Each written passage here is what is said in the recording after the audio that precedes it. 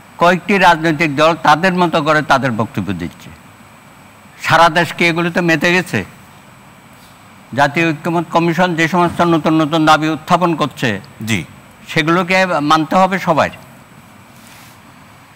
এখনই উনি বলল গণভোট দিতে হবে। আরেক দল বলছে সংবিধান সংস্কারের ভোট হবে, গণপরিষদ, তারপরে পিআর, তারপরে কয়দিন পরে বলবে এই নির্বাচন কমিশন মানি না। সেটা তো এখনো কেউ কেউ বলছে। হ্যাঁ, দাবি দেওয়ার তো শেষ নাই। এগুলো সব শান্ত হয়ে যাবে কালকে যখন রোডম্যাপ দিয়ে দেবে নির্বাচন কমিশন।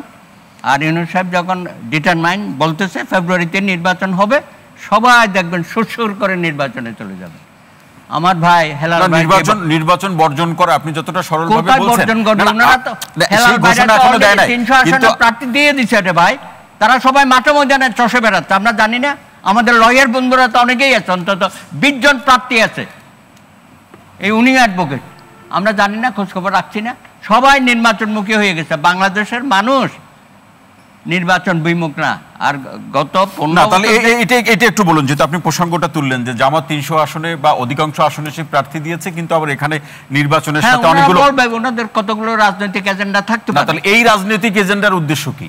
উদ্দেশ্য হচ্ছে একটা, তো সামনে তো কিছু বলতে হবে। হ্যাঁ, তাদের তো একটা অন্য দল থেকে তারা একটা ভিন্ন দল করে, সেটা তো তাদের সামনে আনতে হবে। কারণ জামাতকে নিয়ে অনেক বিতর্ক আছে বাংলাদেশে। হ্যাঁ, ওনারা যতই, আমার তো মনে হয় যে ওনারা যত সামনের নির্বাচনটাকে নিয়ে বিতর্ক সৃষ্টি করবে, তাহলে জামাতের একত্রের ভূমিকাটা আরও জনগণের কাছে আবার নতুন করে অনেক প্রশ্নের সম্মুখীন হতে হবে তাদের, যা ইতিমধ্যে শুরু হয়ে গেছে।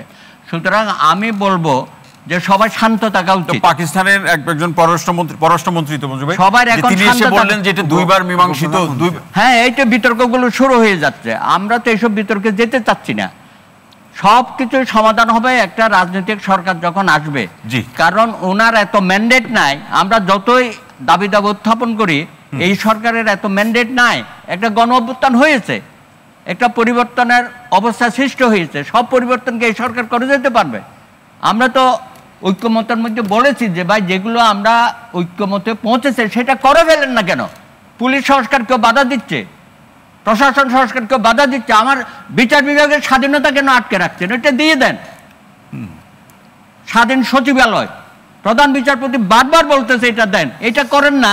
আমরা আছে আরো বড় বড় বিষয় নিয়ে, যেটা কোনোদিনও সম্ভব হবে না। এখন আমার মনে হচ্ছে একটা সুষ্ঠু নির্বাচন বাংলাদেশে হওয়া খুবই প্রয়োজন, এবং সেটা ফেব্রুয়ারির মধ্যেই হবে। যদি ফেব্রুয়ারির মধ্যে নির্বাচন না হয়, বাংলাদেশ আরো গভীর সংকটে পড়বে, এবং সেই সংকটের জন্য দায়ী থাকবে যারা এখন নির্বাচন নিয়ে নানামুখী বক্তব্য, নেতিবাচক বক্তব্য উপস্থাপন করছে।